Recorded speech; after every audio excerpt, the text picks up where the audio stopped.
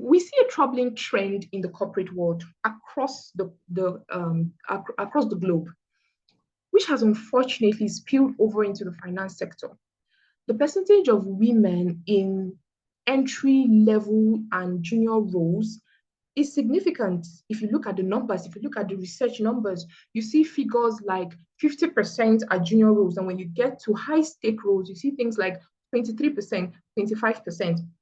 So it drastically drops at higher levels. Now, women are well represented in these roles, but when we look forward, when we look upward, rather, we see that the number drastically declines. Now, even though the research, even though it has been proven consistently with large-scale research that women leadership teams are powerful, they make better decisions, they drive better financial performance, business results, yet we see that they are underrepresented. So the question today isn't whether women belong in leadership. The evidence shows that they do. So today we will be discussing how professionals, the large scale, the large number of professionals who are currently in those junior roles, entry roles, and who are aspiring to move up the ladder, how they can break into the industry, how they can break the barriers that exist, build influence, and claim their place at the table. So we're going to dive right into it, and I'm going to throw my first question to Abiodun.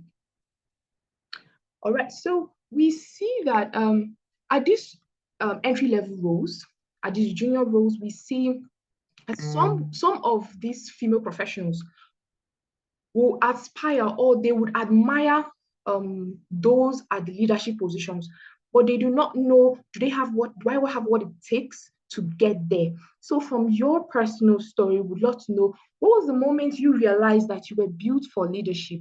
What challenged you to move upwards? Of course, technical roles are good, but what made you see yourself differently and decide that it's time to accelerate your action and move upwards? Yes, ma'am.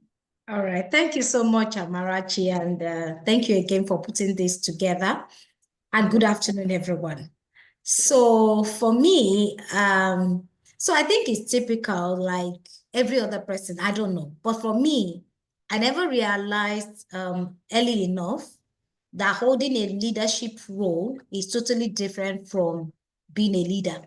So there are two different things. You can actually be a leader without holding a leadership role. And so a lot of people wait until they have a leadership role to function before they accept that responsibility or that status of being a leader. And the difference is the fact that if you are not a leader, even when you function in a leadership role, you wouldn't be able to perform or deliver as one. So when I understood that, leadership wasn't about being the one on top, being the senior person, at any point in time, you can actually lead. It helped me to assume the leadership responsibilities that came my way early in life. So for me, when I joined the bank, I've actually spent 22 years in Access Bank. And like I said to you that I started leading from the very start of my career. In fact, let me say as young as I was a year old in the bank as an executive trainee that I've gone through the training school. Opportunity presented itself without me even knowing I had been exhibiting some characteristics and traits that made my supervisors realize that I could do it. So for me, I started assuming the role because opportunity presented itself and I did not run away from it. So I started running a branch as head of operation as an executive trainee. And then I had working with me. Some were even at my level, but I was leading. So it just says to you that you don't have to actually be in the leadership position to lead. the opportunity created itself. I took it on and I ran with it. Even though my supervisor realized that there was something in me that showed that potential of leadership, and the opportunity was given to me and I led. And having delivered on that assignment, excellently, it led to, promotions and acknowledgement of the work being done. And of course, more opportunities then kept coming. And that was how it was growing. So for me, I think I don't know, I should say that opportunity presented itself. I stumbled into it. I embraced it. I took it. And then in doing it, I understood that I do not have to be the senior or the topmost person to lead. In any situation I find myself, at any position that I find myself, and I'm able to influence and inspire other people to do what they would ordinarily not do, but do it willingly because of my influence, then I'm able to lead them. Yeah. Wow. That was insightful. And what I got from that was really striking was taking initiative. The importance to take initiative, regardless of the position you're currently holding. It's by taking initiative that the people that matter begin to see you, begin to know, oh, okay, this person can actually take up more. This person can take up more responsibilities and do much more. And this initiative was what propelled you to the position that you are in today. But I want to bring us back to while you took initiative, I'm sure that it was not an easy journey for you. It wasn't an easy journey getting to where you are today. I'm sure that you faced a lot of challenges while you were transitioning, while you were taking up those. It's not easy to balance, life, work, trying to take up this responsibility, trying to climb the ladder. Even in our African setting, our African context, where women are supposed to assume certain roles outside the workspace, and those can actually be, they can weigh on you. So, what are the challenges that you faced? I know that it can speak to someone, and someone who might be in that, who is in the situation you were then, and enable the person navigate it. So, what are some of the challenges you face while transitioning? Thank you so much. So I think that first of all, because in my own situation, I stumbled into it. It wasn't like I was consciously going for it. The opportunity presented itself. The challenges may be different from the generic, but I'm sure that it will resonate one way or the other. So in transitioning, first of all, when you have to lead, it is assumed that you have something that other people do not have that will give you that power to be able to influence them. So there is already an expectation on that role that you would need to lead from. And you might not be there yet as a person, whether mentally or technically. And the challenge there is for you to double up and meet up to that expectation to be able to deliver. Because even as an individual, and I'm sure a lot of people do, especially women, we are afraid, we fear failure. So more reason we would step back and say, no, please, I can't do it. And reject opportunities when they come, especially when it's an opportunity to lead, because you expect that there is a responsibility that will be placed on you directly. And so, oh no, please, I don't want to be held responsible for the failure of this thing. So the fear of failure makes you stand back to run away from that responsibility. But then you have to mentally get yourself into that role. That, first of all, is critical. Mindset. Where you know that it can't be, they must have seen something. So begin to see yourself in that role. First of all, if you can cross that hurdle mentally, it makes the physical very easy for you. And then the second one is the technical requirement for you to function in that leadership role. So you might not have been ready for instance, when it comes like impromptu, circumstantially that way, you might not have been ready. I remember when I was made to transition from sales, from operations to sales, and not even retail sales. I moved from pure operations to commercial banking. It's like very far. And trust me, it wasn't like I had any skill set anywhere. In fact, what made it even funny, I requested that I wanted a change because I felt I'd done enough in operations and I wanted to challenge myself. And so I applied. Even though it took 2 years, they were saying, no, you're so good at this. Don't go, go round peg, stay there. I insisted. I said, no, I want to challenge myself. This all to it about banking. And then I transitioned.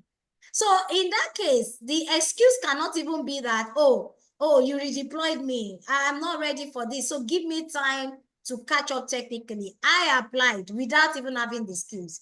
But mentally, I had seen myself doing what I applied for.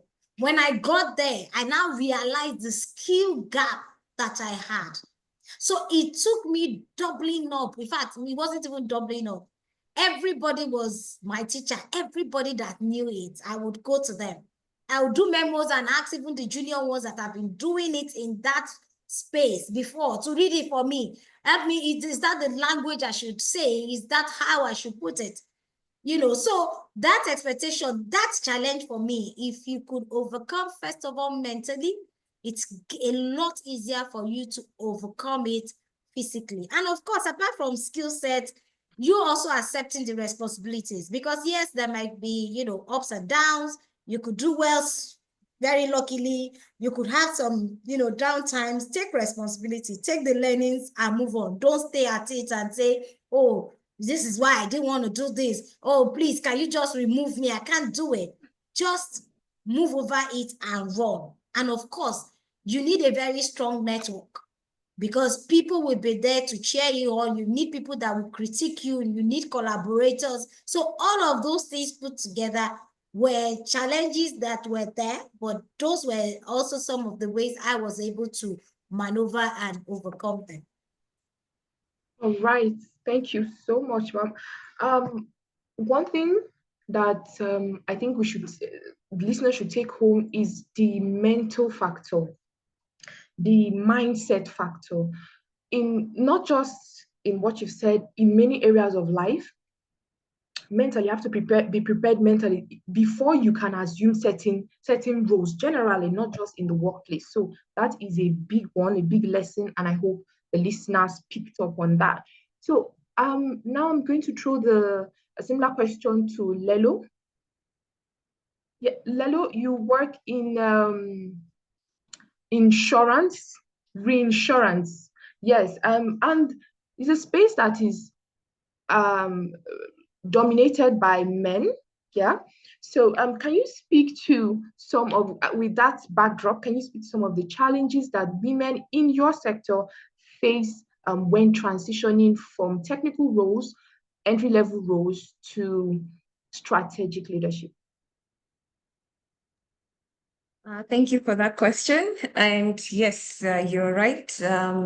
In the actuarial reinsurance field, even insurance, technical insurance is mainly male dominated. So apart from having the technical expertise, one of the biggest challenge as a woman is being underestimated. Most of the time, as a woman, you have to prove yourself that you can manage such a position with the kind of responsibilities and consequences, if I may say, of having such a position, while the men are usually given these positions on potential. This person has the potential of excelling in this position, but for a woman, it's not based on potential. You have to prove yourself before you're given this position. And also another challenge that I can speak of is work-life balance, especially for women who have families or who are about to start a young family. So most of the time you're forced to pick or choose, or one side will almost like suffer when you prioritize one. And with lack of understanding, when we usually have deadlines or certain regulatory requirements that we have to fulfill on certain days, women are usually overlooked because it seems like you might not be able to deliver on these very strict deadlines and all these challenges that comes with the job. So most of the time, men are picked because one, they have the potential, and two, they don't have barriers about family and the challenges that we go through as women.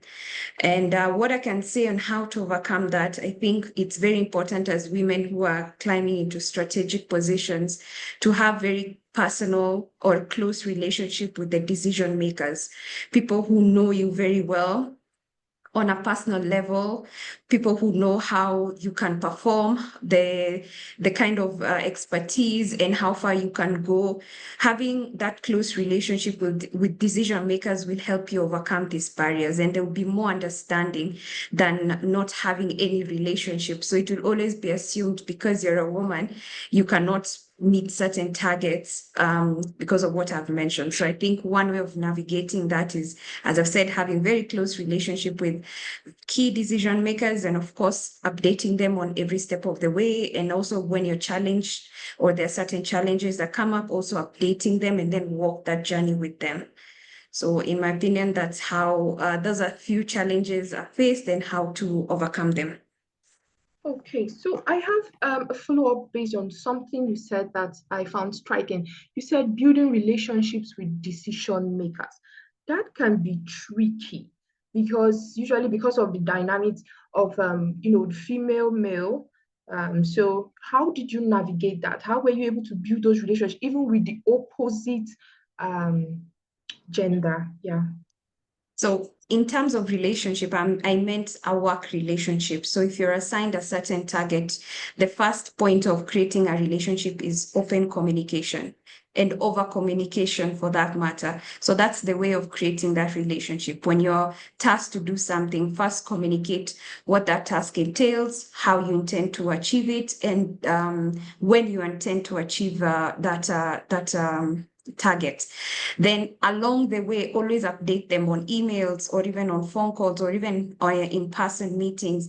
This is how far I've gotten with this. This is what I've experienced.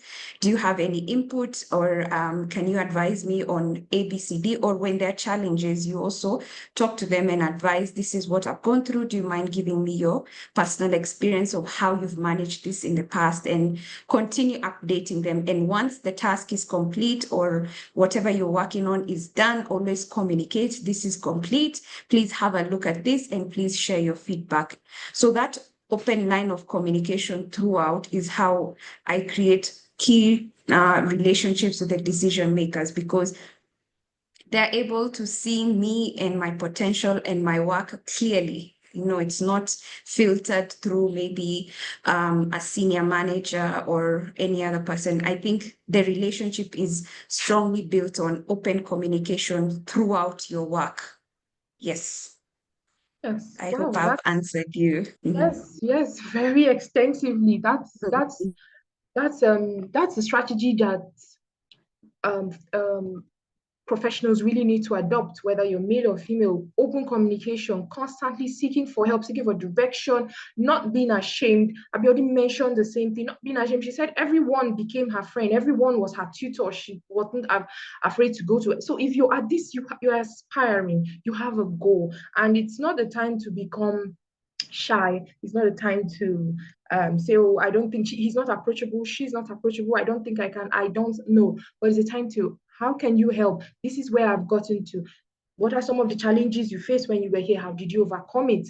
That is one of the strategies, very important strategies. Open communication. She even said over communication can help you navigate that terrain, can help you navigate the transition. So now let's listen to Vuyiswa.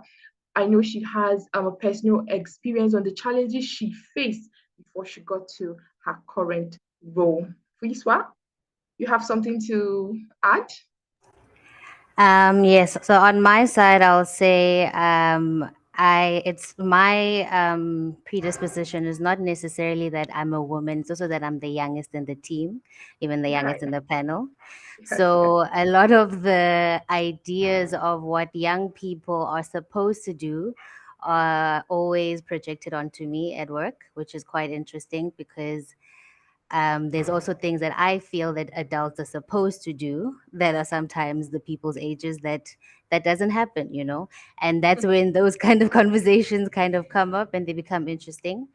And over the years, I've just had to learn to always remind people that one, people are people before their position. So, like Abiodun mentioned earlier on, that you don't become a leader when you become the position or the title, which is the same thing. So, a person, if they believe something, they'll believe it whether or not they're a manager or whether or not they're a junior or a senior, and that's just who they are. So I've worked on understanding people and how they go about the world. So in terms of any issues or any problems I've had to navigate, I'll say it was more understanding why does the person want me to act like that?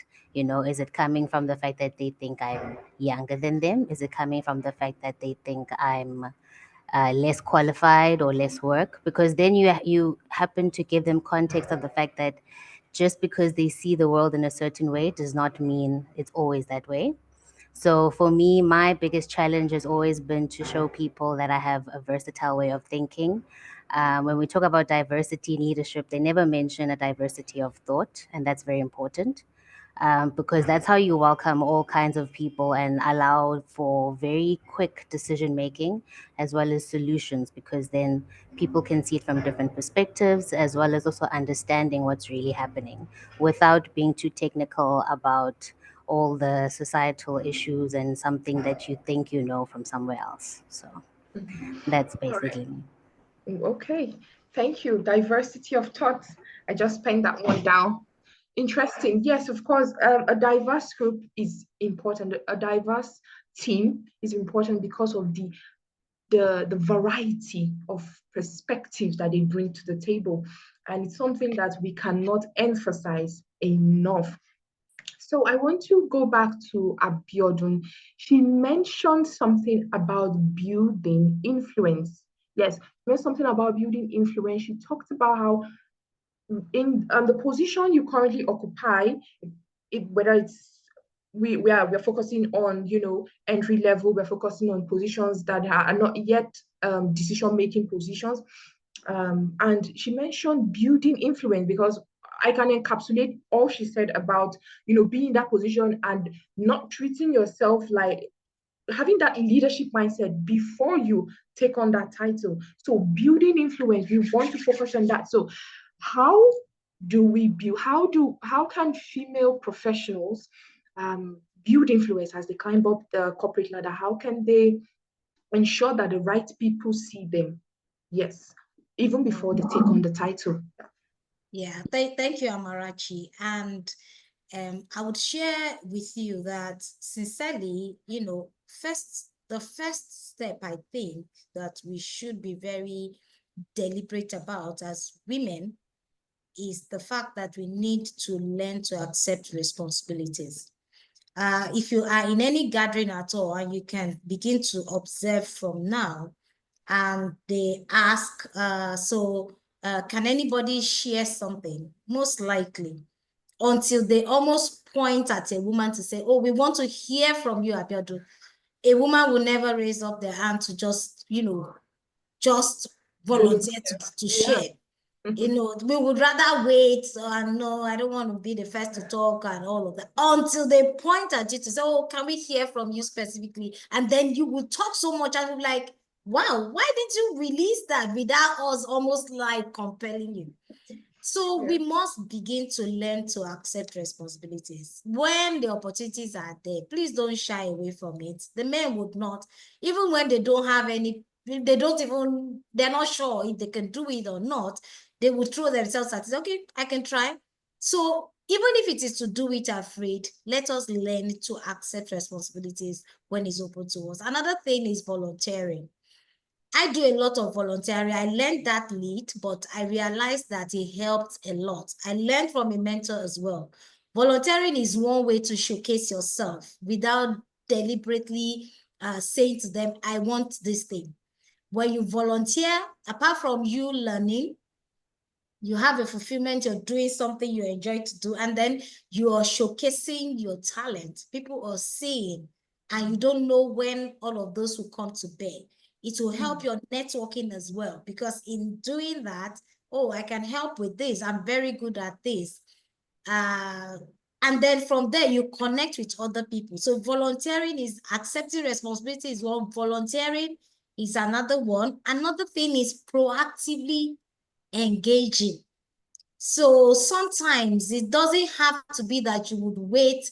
Don't always react. If you feel that there is a gap somewhere, you could take on that initiative to engage and say, okay, can we discuss this thing? I have a thought around this thing. What do you think?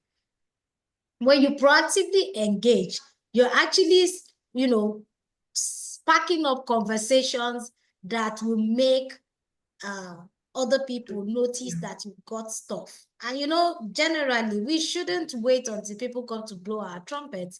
Blow it by yourself. It's not pride. It's not pride.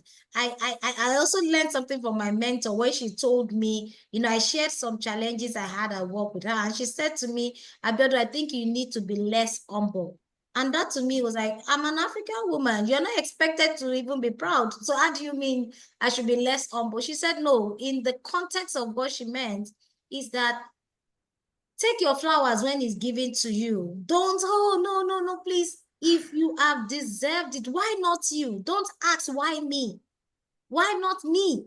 So embrace the opportunities when they come, proactively engage when you have stuff to give. And from time to time, carry out a network audit on your space. Who are the people in your corners? Do you have them balanced? You must have critics. You must have collaborators. You must have cheerleaders.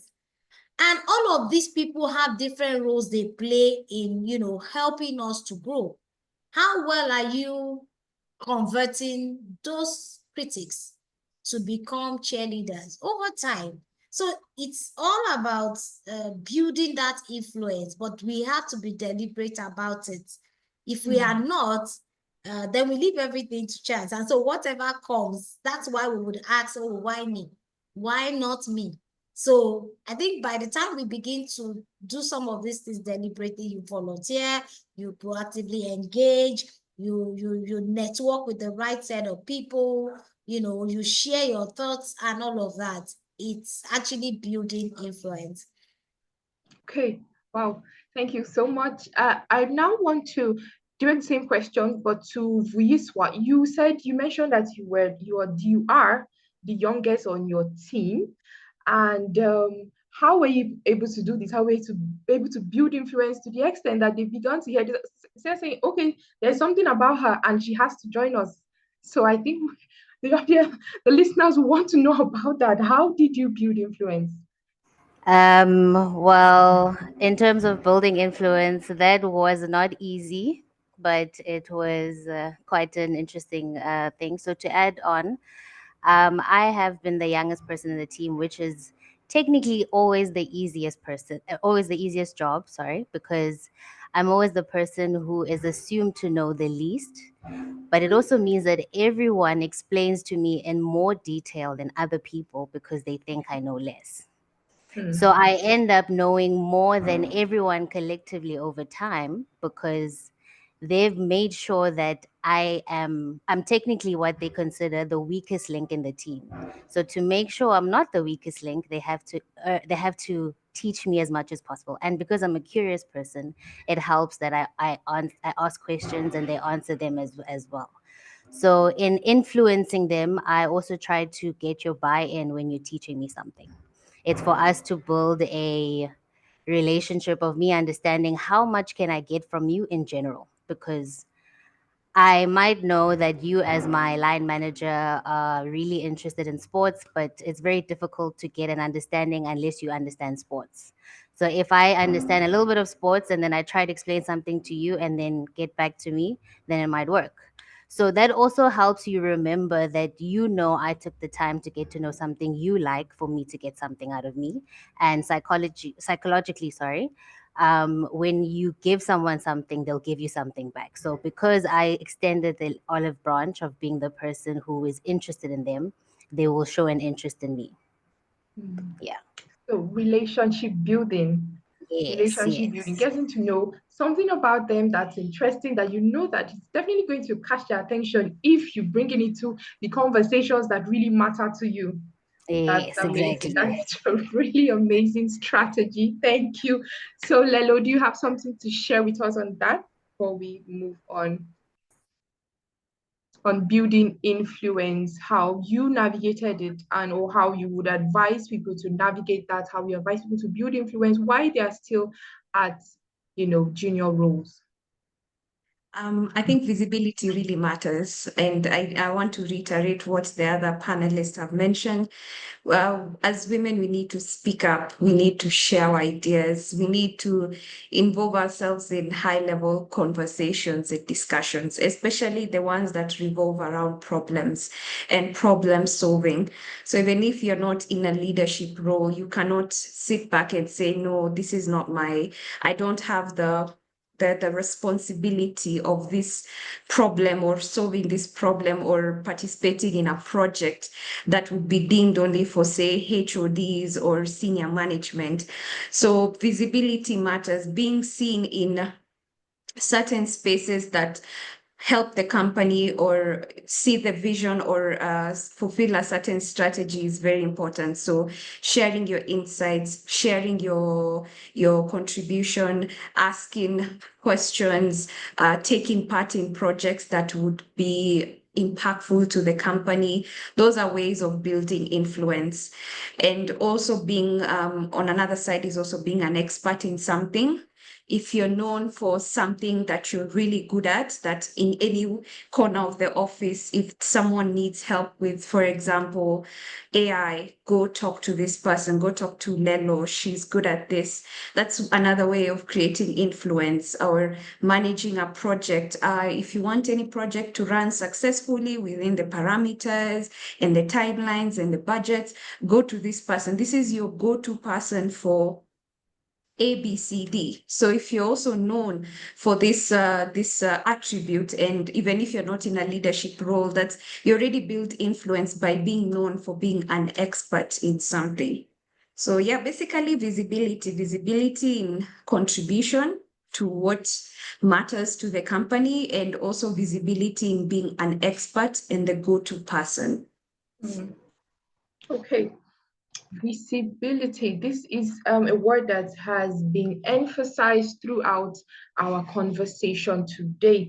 It is important that female professionals are visible. It's important that they do not hide themselves. They take up the responsibility, the hard things. Someone said, do the hard things. Those hard things, they are the ones that bring the results. Do those hard things. Volunteer for those hard things. We've got so much strategies. Accept responsibility, volunteering, proactively engaging, being visible, networking. These are things that will distinguish you, like the way our panelists, how our speakers have distinguished themselves in their various sectors. So I know we have mentioned some of the challenges that we faced, right? We've mentioned, our speakers have mentioned the challenges that they faced in the respective sectors. Now we want to go a bit deeper into biases. Now, why I decided to pick this is because we're all from different regions of Africa. Abiodun is from West Africa. Lelo, you're from East Africa. And Vuyiswa, you're from South Africa. And there are biases in this. I know even in North Africa, even though we didn't have the opportunity to get someone from North Africa and Central Africa, but there are biases that are peculiar to these regions. So let's explore these biases. Let's explore how women in this region. So I'll just take from everyone. Lelo, I'd like to start with you. Take from everyone just a few points on some of the biases and how we can, maybe you haven't experienced this, you were lucky enough, but you know that these are the long-standing challenges, biases that are limiting women, that are making women, as we say, to remain invisible because they're like, this exists. How will I speak? Doing some of my research, I found out that in places in Central Africa, most of the women, they don't even have education. How then do you get to the point where we start discussing, get into finance, where complex roles, moving up strategic, they don't even have the basic, knowledge that they need, the footing that they need to actually step up. So how do we get to that, this deeper conversation? So Lelo, you have the floor. Then I'll just like Vuyiswa, when she's done, kindly take over before Abiodun. Thank you.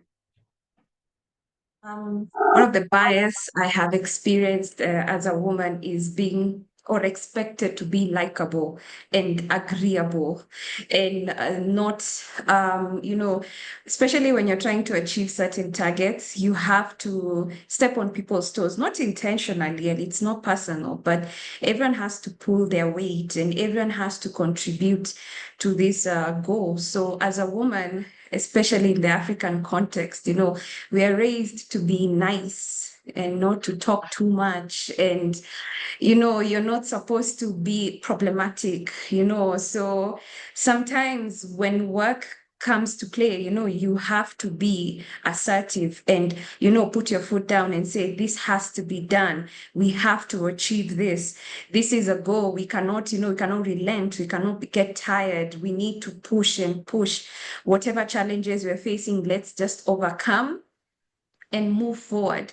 So that assertiveness as a woman, and especially as a young woman, is always received in not such a good light. Sometimes it's seen as aggressive. And in this context, I don't even mean from men. It can also be taken up as negative from even women, because we are all, we're all raised in the same culture where women are agreeable, likable, don't be so assertive, leave that to the men. But if a man was to do the same thing, they're seen as a leader, like, wow, that's so impressive. I want to be like him, he's a very powerful leader, he's strong, But when a woman does the same, you're seen as aggressive and problematic, because how we've grown up, how we've seen, just how the African setup is, basically, the cultural bias of a woman being nice is really daunting, if I may say. So that is one of the bias I've faced. But I think how to overcome it is just be calm as a woman.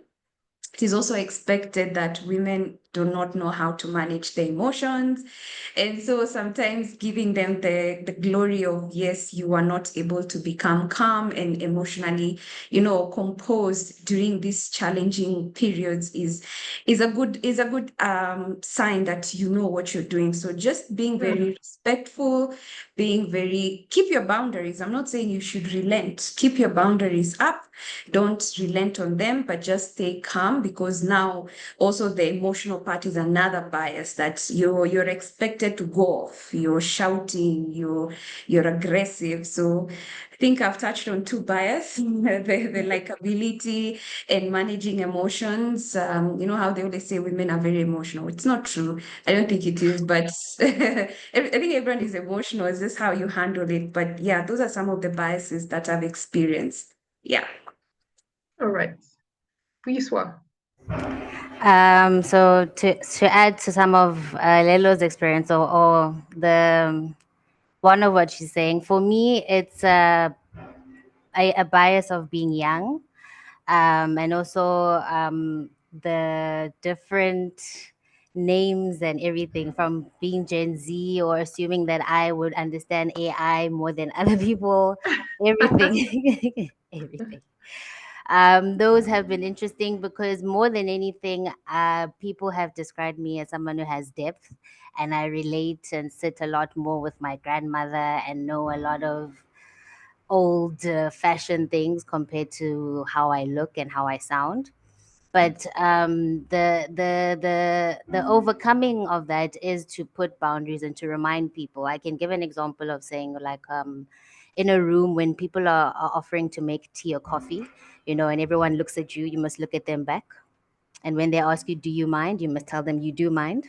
You absolutely do mind.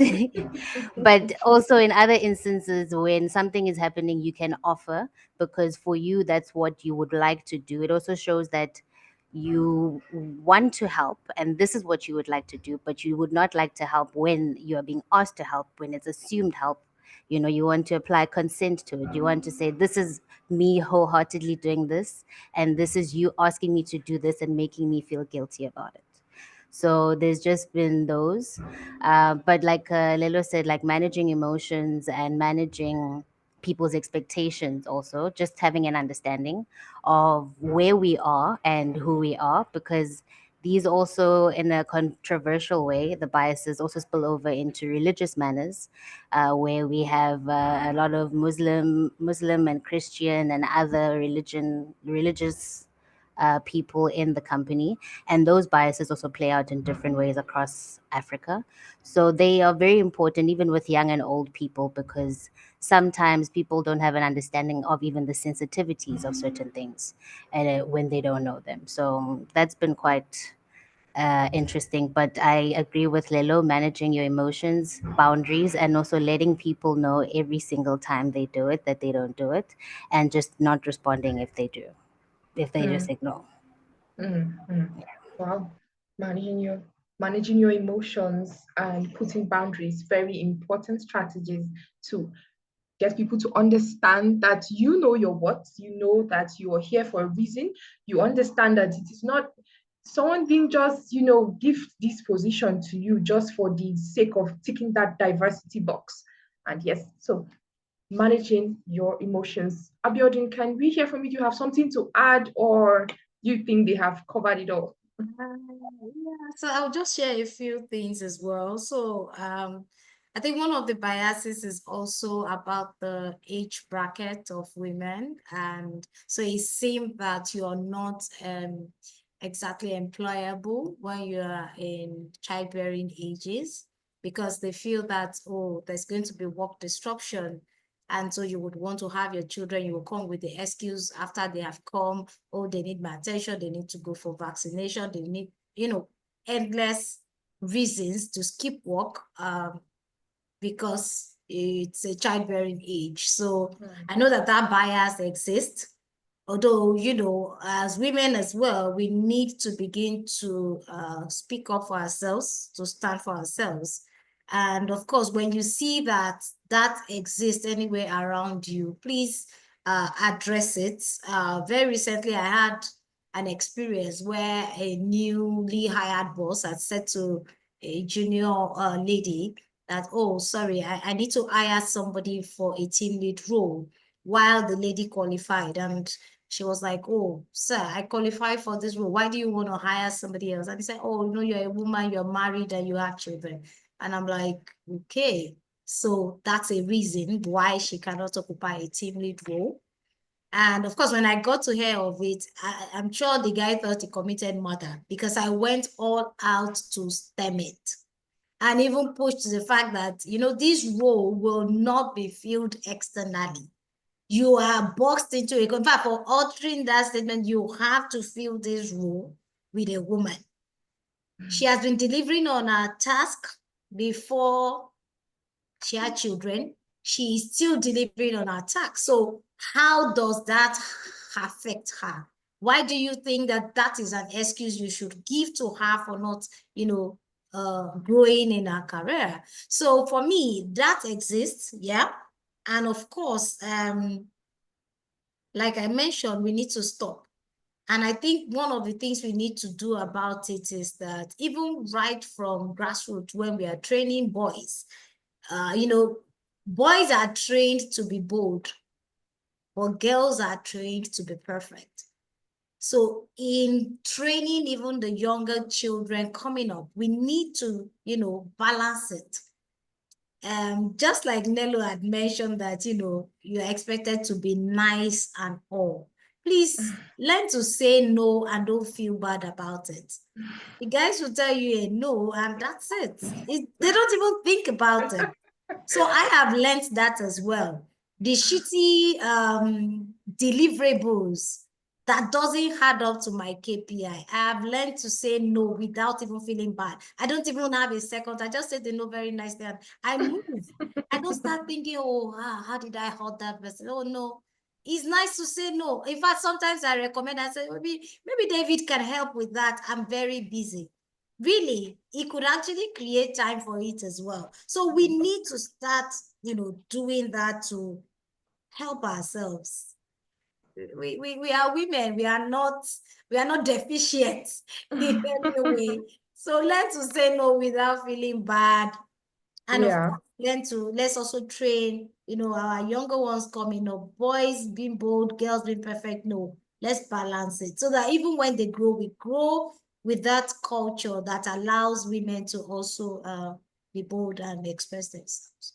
Yes. So emphasizing again on setting boundaries, learning to say no, and then advocating. Yes, this brings me to the next question: advocating for yourself, advocating for your work. Now, in many cases, just like the example you gave, you see these women when they are told, oh, I can't hire you for this role because of a particular bias I have, because of the particular stereotype that I have over the years has been ingrained into me. And oh, you are married, you start bearing children, you cannot function here.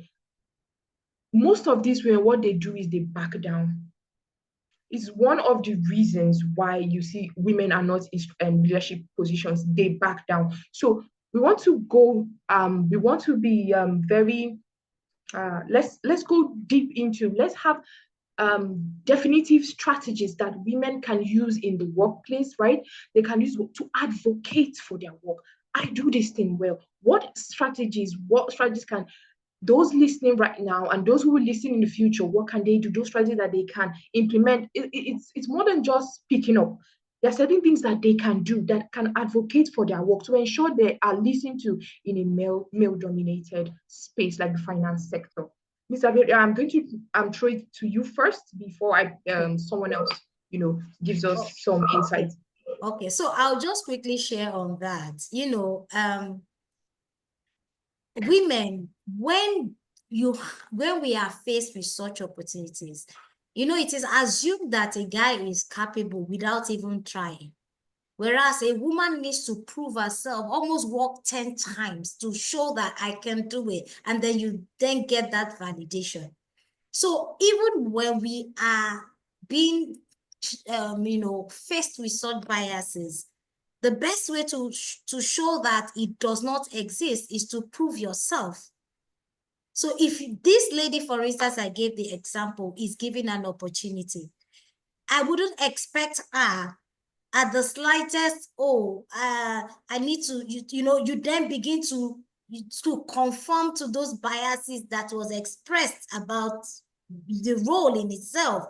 Then you justify the reason for them not to allow you. So that is the difference. I have situations of women that are on maternity leave, and despite the fact that they're on maternity leave, they are, just double checking on what responsibilities they had that were passed on to someone anyway, but they knew that this was not an exit leave. They knew they were coming back to the role. And so once in a while, they just check in and say, okay, where are we on this stuff? Oh, okay, I just wanted to be up to date. That in itself tells me that this person is committed to that work. But, when we also have those opportunity, it is not when we begin to bring all the excuses around it and then the job suffers. You just have only helped the person with a bias to justify why the bias must continue. And again, we should not have that mentality that I qualify for this role because I'm a woman. That is not enough. It should be that I can deliver on it. I have the capacity to deliver on it. I qualify to work on this. And that's the only way it can actually justify that, yes, these biases are just things that shouldn't stop us. A lot of times, sometimes even these biases do not exist, but we actually have it at our subconscious. Because I'm a woman, I'm the only woman that applied. They should consider that. Why? Do you have the same capability to deliver as much as the guy? When you don't, upskill yourself and be ready to deliver maybe even better than the guy. Then you justify the reason why you should have it. There are some organizations that hire on DEI, that's diversity, equity, and inclusion. So like a quota thing, like, okay, we need to have women here. So whether you meet up that criteria or not, they just say, because we need to get a woman balance, they employ you. But when the women get there, what do? Are they the weakest link when they get in there?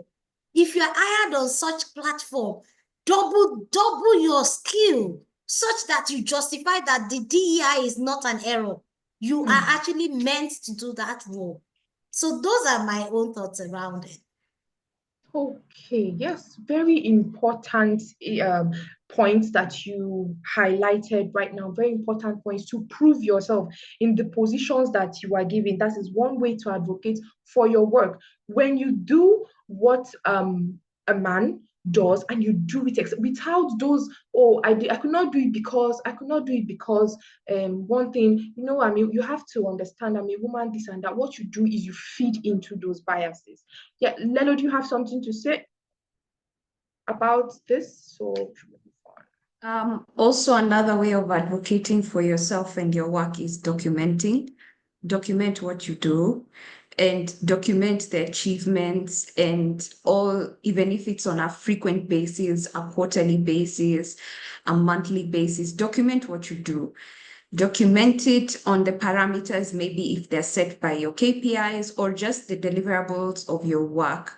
So one way of advocating, numbers don't lie. I'm a numbers girl. So I do believe numbers never lie. So if you're able to quantify your work and document it and communicate it, even without them asking. If it's the end of the month, send a report to whoever is your boss and whoever is concerned with your work and your deliverables. Say, in the past 1 month, this is what we achieved.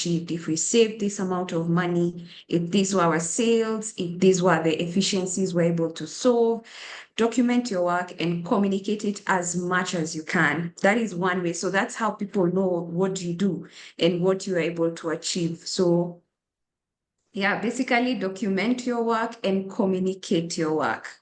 Yes. all right, thank you so much. That is really, an out of the box. A lot of us, I personally, most times I get so caught up. Oh, I've done this. I know that I have. But now when it's time to sit down and look back and say, okay, what exactly have I done? It becomes a problem. It's something I'm going to take home with me. I'm talking about taking home with us. We have some questions from our audience. Susan Onoji from Nigeria. She says, great session. I'm curious to know how one can politely decline personal requests asked from your boss without it affecting your work relationship. So I think she's talking about boundaries. So I think Susan is having issues with boundaries, and she doesn't want to come off as should I say disrespectful or insubordinate. I think that's the word I'm looking for. Insubordinate. So who will take this question? Lelo, would you take this question for us? Yes, sure. I think the best way is just put up your boundaries and communicate respectfully and professionally. Just say no professionally. In fact, you don't even have to give your reasons. Just say, I'm sorry, no, or I'm flattered, no. Now it depends on what type of personal request that is. But being in a workplace and you worked for several years, people expect you to, bend your boundaries a bit to accommodate them. so that you can live in peace. As I said, we women, we are always groomed to be likable and nice, but just respectfully say no and professionally and just leave it at that.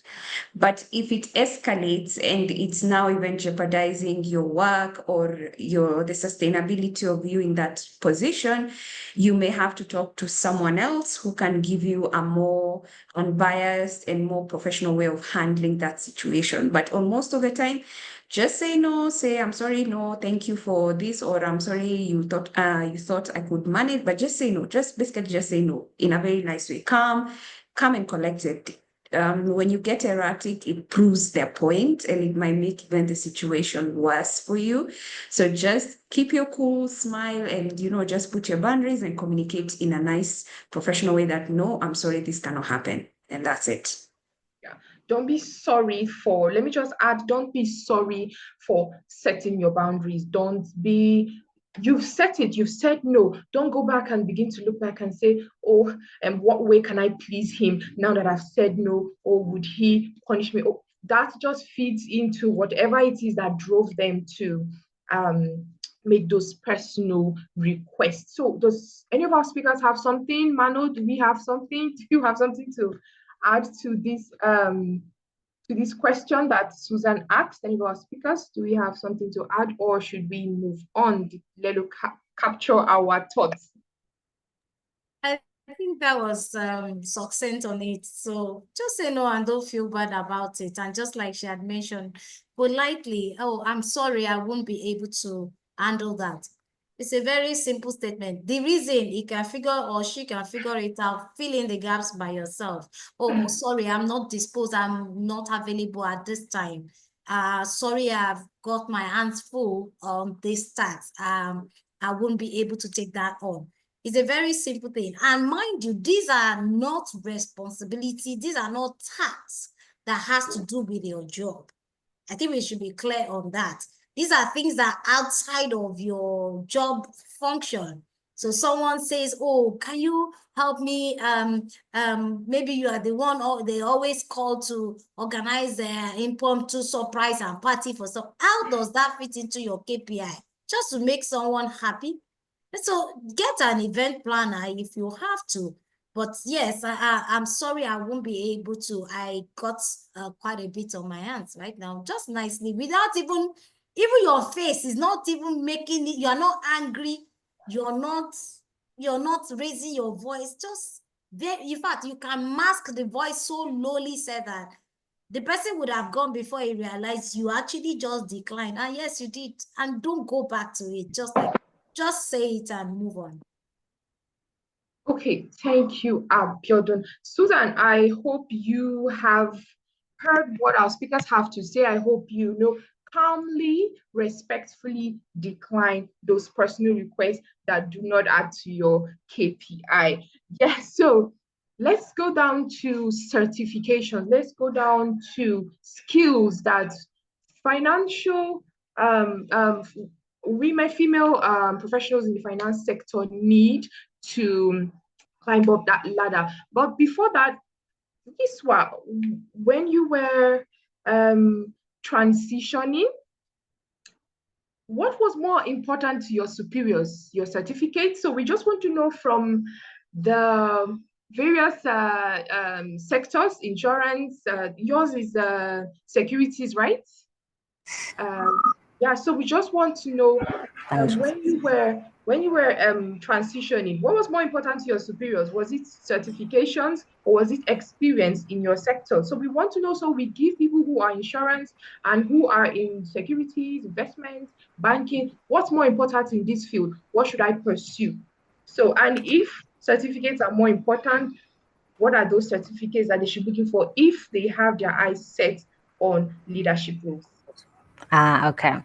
So in my instance, I'll say the experience was a bigger, was more important than the certification, more because I initially started as a learner and then transitioned into a permanent employee while still trying to finalize my degree.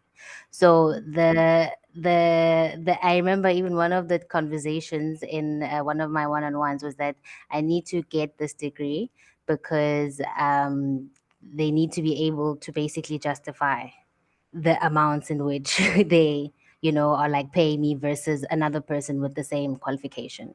Okay. So those instances, it helps. I will say that for institutions, most of the time, it's not necessarily a barrier, but if you can prove to them that you are able to be who you are without that qualification, it might be a little difficult and you might need to convince them, but it's not impossible. It can help you as an introduction into saying hello, but your skills are what keep you in the company and what keep you as someone that becomes a leader, someone that everyone remembers, someone that everyone wants to talk to. So I'll say from realistically speaking, the certification will get you the job, but your skills and your experience helps you keep the job. So, follow up. What are some of these skills that you would advise female professionals to have that will help them, that will make them recession proof, that will make them, in all situations, people want to have them around regardless of what's going on in the market because of those skill certifications that they have. So, what are some of those that you got or you know about that will help them be recession proof? Okay. All right. Good. So, in the instance of the skills that I've learned is more from I'll say the professionals that I've worked with, but it's some of like maybe something as simple as Excel and sitting with someone who you think is very interesting. But also in terms of like organizations that try to upskill people is how they can do it. So, in a previous I'll say challenge or game we had with a manager before, she wanted us to find a problem in one of our sectors and with the stakeholders we have and solve it using an app in Microsoft we've never used before. So what we had to do was challenge ourselves to basically go learn from the stakeholders what the problem is, find a solution. And then secondly, for us to learn how to use this new app which can give them a solution. The whole point was more for the understanding of the problem and obviously give the solution whilst also upskilling yourself in it was Power BI, yes, in Power BI, which is good for the future. It's one of the Microsoft apps that are discussed as the things that we need to use more advanced than Excel. So even from like a team basis, that whole exercise helped all of us upskill ourselves as well as challenge ourselves and ask people within the team and outside of the team who could be experts. So that in itself was just a bit one of the skills that I've learned, in terms of also public speaking, these kind of forums, volunteering for playing games in the town halls. It helps you to learn how to speak in front of people, but also it helps you to find ways to handle spaces with people where you would like to say, oh, now I want to maybe go into something different, or now I want to challenge myself in something that I didn't really do in school. It's like an extra curriculum that you're doing, that you're testing yourself, and it'll help in looking forward to something at work as well, and not just something as a hobby. Okay, public speaking. Abiodun, do you have something to add on the skills? First, I would like to know in the banking industry, I'm inclined to say that certificates matter a lot and is rewarded more, but I leave it to the experts. So between certificates and experience, what matters more?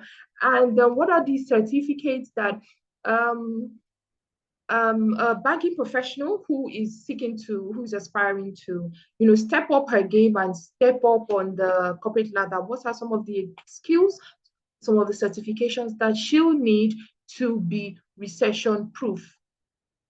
Okay, I think that in banking it might be a bit different because if you realize that banking employs almost every type of person. You can actually be a vet doctor and be working in the bank. You can actually be, I don't know, whatever course of study you can think of, and you'll be working in a bank because even the recruitment tests your mental cap, not okay, this you study banking and finance. It doesn't make you deliver as a better banker than in the banking industry. So For me, it's experience, strangely, much more than certificate. However, when you grow to some certain level in the career, you are expected to have some certifications that will help you. CIBN is one that you need to have now. Yeah, but even the CIBN, if you are writing the exam, you will realize that a lot of your experience comes into play in some of those exams. I studied chemical Sorry, engineering by CIBN training. is chartered. Yeah, Chartered Institute of Bankers, Chartered Institute Okay, of Bankers of Nigeria. Yeah. right. Okay. So, yes. So, I studied chemical engineering and I'm a banker today. It has no correlation, right? Yeah. But Yeah. you just write the aptitude and then you get in there. So, certificate is not as important as experience. However, as you grow, there are certifications that you need to then have. CIBN is very good, basic. But then if you want to really, be exceptional in some finance roles, you'll probably be needing CFA. This is Chartered Financial Accountant. CFA, very hard, but very, very rewarding if you have it. Yeah. Then as you then tailor to the different sides of banking that you like streamlined yourself to. If you want to be a retail banker, you then need to probably go to Lafati to get a retail banking certificate so that they can tell you, oh, this is a retail banker. That's what you have, stood out to be. Before I moved to SME, I was running women banking, which is agenda desk. So I had to get some certifications and trainings around that area that qualifies me as a gender specialist. But now I've dropped it. So it can just tailor to what you do as you grow up the corporate ladder to narrow yourself down into an authority within that space. All right. So Vuyiswa mentioned public speaking as a skill that one needs to be recession proof. So what other skills would you say that they may not be specifically tailored to your current.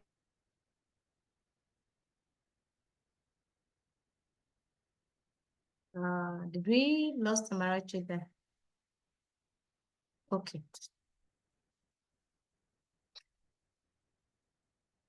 Amarachi, we can't hear you if you can.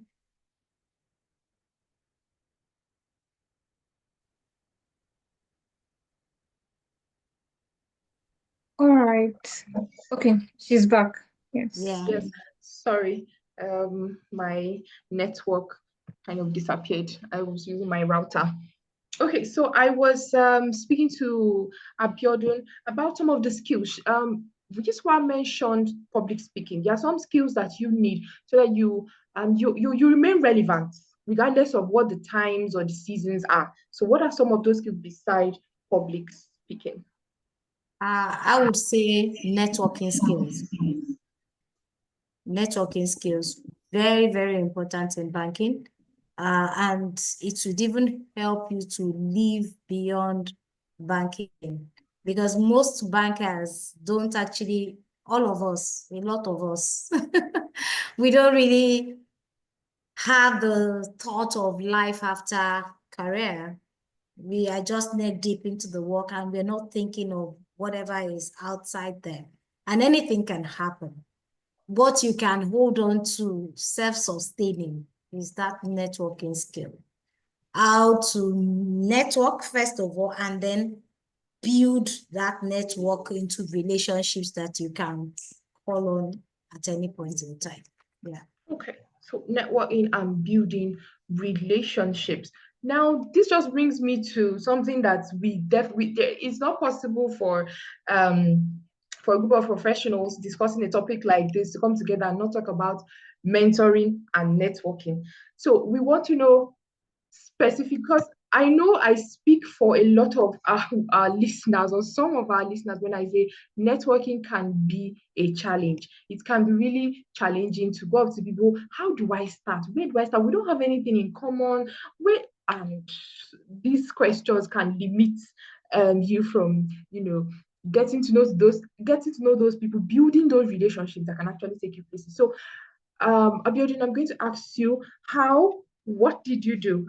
How did you network? Or how do you network? Because it's an ongoing process. I don't think you stop networking because you've got to a particular position. Okay, I don't need anybody anymore. So How possible? so how did you do that? And how did it help you? And what are some of the tips, the strategies that you can lay down for people to adopt? Yeah. Okay, I used to consider myself a shy person, or Mm. people say that I am not, but sincerely, because I can actually be an introvert just to myself within my space. It's not likely that I get to an environment and before we leave the place, you would say, "Oh, I know this person, I know the person." I'll probably just, just to, and then I go. But I realized that I needed it. So what I learned and started practically trying to do was, if I get to a place, I try to uh, even start by greeting, acknowledging the people around you. That sometimes even takes a lot as a woman. You just don't want it to be like you are too forward, or who is this gra person? Sorry, in Nigeria, those are the languages, like you're just too forward, so you just want to be the calm, quiet, perfect lady, and then you sit there. So it's first of all acknowledging that there are humans around you. That can actually be by greeting, saying hello. My name is this, and this is what I do. How about you? And the person says to you as well, this and that. Oh, nice. You could, from there, have a point of connection to say, oh, I'm a banker as well. Or the person says, oh, I run this type of business. Oh, really? Yeah, that's like my auntie used to. Sometimes these things are even, God forgive me, lies. Because it might not but you just have to make a conversation. I won't lie, I'm being very vulnerable to you now because I struggled with it. So, and this was some of the things I was taught. So okay. So somebody says, oh, I'm a baker. It probably does not have anything to do with me immediately. But I could be like, oh, and I love bread. Maybe that's why we're sitting together or something. And the person says, oh, really, our own bread is with coconut, is da, da, da, da, da. And you get chatty. And you say, let me have your number. And she also says, let me have your number. Another thing is, because that's like a first connection, what makes you be able to connect with that person after then? You might not even remember this is one person you've met, and you could have met maybe 10 people at that event. So what I also learned from one of my mentors is that then she takes a selfie. Both of us are like, do you mind? Oh, no problem. Then you take a selfie. The number immediately you forward it to the person, and then set that contact with a name that you will remember. For instance, I am probably going to save Nello, and maybe Nello will not resonate with me in another 2 months. So if I save Nello with Nello finance In Africa. yes, finance in Africa panelist. Oh, yeah, I remember, or something. Or she could say something here that really strikes me, and I save it. It's that bad. Sometimes I save names with sentences such that, anyhow, I'll be able to connect. And when I'm seeing you the next time, I'm about to say, oh, Neno, I hope you've now really, how are you now coping with, maybe she mentioned something here and this, but oh, you remember. And then that strikes a conversation. And that makes that relationship a bit more chummier, as women. Yeah. And then from there, then please, one thing that we need to also learn to do is to make emotional deposits into our network. Don't always be the receiver, everything. Please, can you help me with, can you also, give? Not money, not tangible sometimes, but do you check in? You just crossed my mind, and I want to say hello to you, Vishua. And she's like, oh, really? That's so thoughtful, nice. It doesn't cost anything. And that person feels, oh, really? I crossed her mind. She talked of me. And that helps. Next time, she's also maybe wanting to, pay that back. And by saying that to me, I'm like, oh, thank you. Hi, you're this. Hi, whatever, whatever. And that's it. And I'm probably thinking I'm going to Kenya. So I will be in Kenya next month. And I really, we're in Kenya. Would you want to? And that's it. So I think, it has to be a deliberate thing, especially for maybe us women. Some of us that are shy, some of us are introverts. The excuse can't be that for not networking. In fact, you can't live this life self-sufficient. You need people. So that's how I have been able to maneuver. I'm still learning, especially when the people, the networks are a lot higher than me in terms of level. I'm still like, will he answer me? Will she respond well if I say hello? I still have that. I don't know what they push back, but I just was like, what's the worst thing? She wouldn't answer. It's okay, and I walk away. So I can, oh, good afternoon, Martha. Hi, and hi. Okay, no problem. And I go, yeah.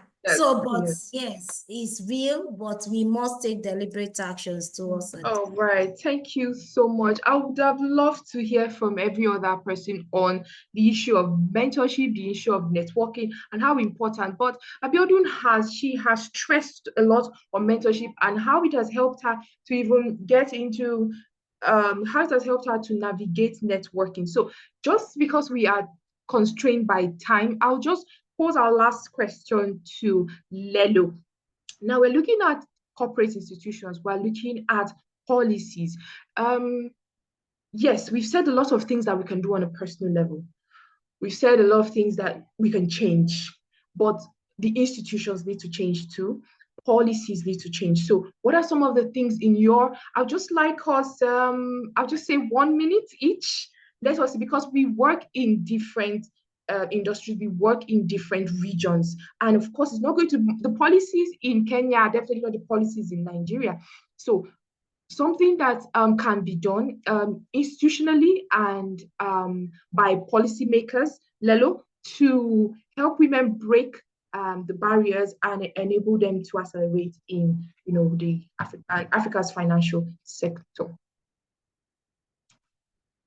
So for one, I have a lot to say about this, but maybe one of the policies that can be introduced that would favor a lot of women is work-life or flexible work environment for women who are at childbearing age or who have young kids, so that they don't feel like they have to choose between nurturing their kids and their families or giving their best at work.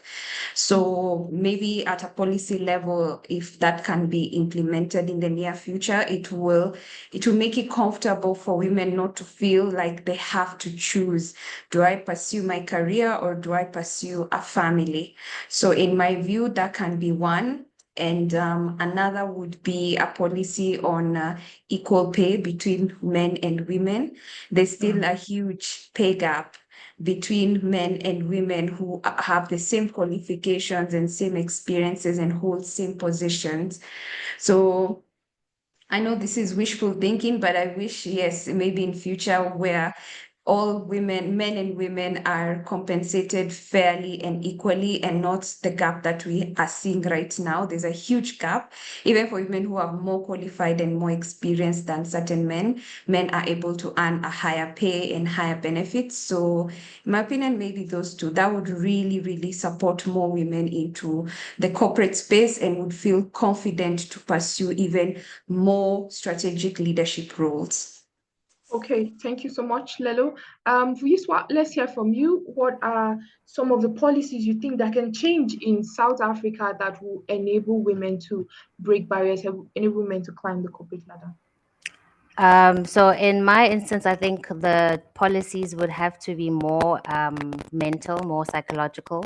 Like I have an example of something else where you can do like a course where women understand their biases, like we've spoken about in this forum. Women then find tips on how to get empowered. where it's an option for them to choose, so that if you want to do that, that's what you do. Like Lelos mentioned, the women who are childbearing in the childbearing years, so that it's not something that's seen as it's only for women, but it's something where it's an understanding that, like Lelo said, women are expected to be nice. So how are you how do you make sure that if you want to be a leader, you're not nice at work? You know, how does that look like? And teaching women how to do that at work, giving them examples, and also allowing them maybe with the people that they report to make sure it's in there, not just a tick box exercise, because we also know how all these things can be implemented in organizations, but then the culture is that you need to quickly finish that and then get back to work, and no one really pays attention to those things. So it's more about also institutionalized in the sense that even the managers and the culture is that they check on what are you learning this week that is changing your mindset, that you know, what are you learning that is challenging what you know about society, and how is that helping you grow in your career. So it would start with just training managers on how to handle those issues, as well as then training people to be comfortable with confronting people, to be comfortable to say, I'm going in my childbearing years, so I want to be able to choose work from home, because it doesn't help if you have the option but you still feel guilty and will force yourself to go to the office every day. Thank you so much. Very important points for Vuyiswa. Abiodun, please, could you round up for us? Could you give us your points so that we round up this insight? Thank you, Amarachi, and well said by Nelo and Vuyiswa. I would add as well that, you know, when it has to do with policy, it has to be a bit deeper into the management and organization. You know, everybody would be speaking that language. And of course, speaking to women in childbearing ages, there are some, if it can be compelled, if it can be a policy, like women should be able to take maternity leave up to 6 months. It's available in Access Bank, yeah, but not a lot of people would embrace it. So you can take up to 6 months and balancing it with a paternity leave for the fathers as well, so that they have a time to bond with their family. Additionally is, you know, women very emotional when it comes to their children. And so the point they actually drop off is that time they want to resume after maternity leave. And they're like, oh, I can't leave my baby. I can't function without even imagining that this baby is somewhere in the crèche or something. Why don't we bring the crèche closer by to them? So in our organization at Access Bank, we have crèche in the building. So you are allowed as a nursing mother to apply. So when you have your baby, you can have the baby at the crèche. And so your lunchtime, you could go there. You could even do exclusive breastfeeding because the baby is just close by. And it allows you to even focus at the time that you're at work. And even breastfeeding corners, you know, it should be made, the structure of the environment should make room for that. I shouldn't then say, oh, I have to rush into my car to breastfeed my baby. The provision has to be made within the confines of the building. And starting from recruitment, we can actually make it happen that way, such that even from getting them into the organization, we are saying we want 60% women or we want 50% women. And that way, it's going to be screwed. It's a deliberate action or policy to balance it, and not anybody that applies comes, no. We want 50% women. So until we get 50% women into this bucket that we're going to be recruiting, then we want to stop. And so that way, you know, we know that the pyramid will thin up as they go, but at least over time we will be seen to be you know, grooming people for leadership consciously, you know, while they're growing up. Yeah. Thank you very much. I just want to say thank you to all our speakers. This has been enlightening for me. I'm a reporter, so I'm not really specifically in the finance industry, but somehow I am. I am. But it has been so enlightening from various angles, from all the punchlines that we've dropped and our speakers have dropped today, all the tips, the strategies to implement in different fields, different sectors. It has been so enlightening. We've learned so much about navigating the workplace as a female professional in the finance sector.